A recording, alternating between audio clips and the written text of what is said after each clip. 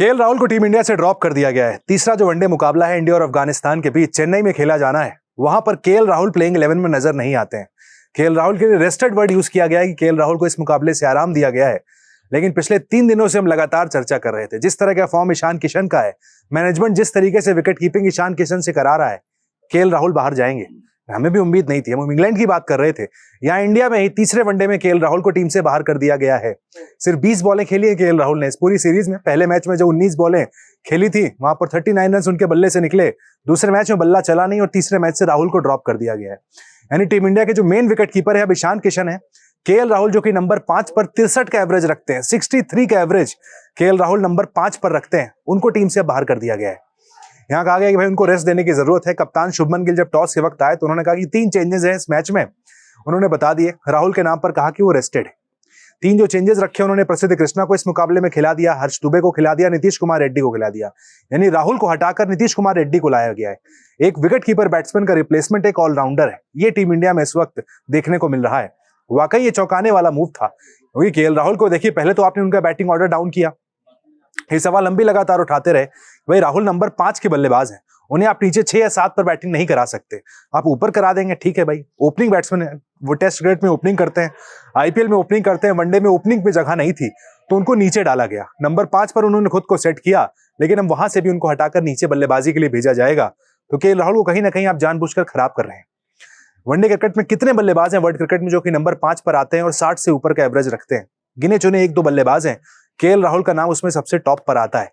लेकिन फिर भी मैनेजमेंट शायद चाहता है केएल राहुल की जो भूमिका है वो डिफाइंड नहीं है। ईशान किशन इतनी अच्छी बल्लेबाजी कर रहे हैं, जिस तरह की फॉर्म ईशान किशन की चल रही है, चाहे T20 हो चाहे वनडे हो, वो देखिए खतरे की घंटी इस वक्त बन गई है अलग अलग विकेट कीपर्स के लिए। इवन T20 क्रिकेट में संजू सैमसन विकेट कीपिंग कर रहे हैं, लेकिन ईशान किशन का फॉर्म जैसा है, कल को संजू सैमसन को भी उठाकर बाहर कर दिया जाएगा और वैभव सूर्यवंशी को वहां पर खिला दिया जाएगा। वनडे में ऑलरेडी हो चुका है, राहुल को आपने बाहर कर दिया, ईशान किशन को आप ले आए, बचा टेस्ट क्रिकेट। ऋषभ पंत वहां पर जो विकेट कीपर है, अगर ईशान किशन की एंट्री होती है, जिस फॉर्म के साथ ईशान किशन है, ऋषभ पंत की जगह भी सिक्योर नहीं है, उन्हें भी बाहर किया जा सकता है। ये सवाल देखिए कल के श्रीकांत ने भी उठाया था कि राहुल को आप नंबर 5 से नीचे मत भेजिए, लेकिन उसके बाद देखिए मैनेजमेंट ने उनकी बात सुनी, कहा कि हम 5 से नीचे नहीं भेजेंगे, हम टीम से ही बाहर भेज देंगे।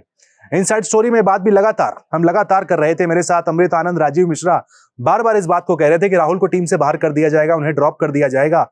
हो भी वही गया है, राहुल को टीम इंडिया से बाहर कर दिया गया है। तो मैं कह रहा हूँ, अगर केएल राहुल आके मारते 20-40 रन 10 गेंदों पर, तो क्या वो अपना नहीं दावा ठोकेगा कि भाई मेरे को विकेट करो? अगर केएल राहुल के लिए मैं कहता हूं कि हाँ बिल्कुल केएल राहुल को ओपन आ जाना चाहिए था।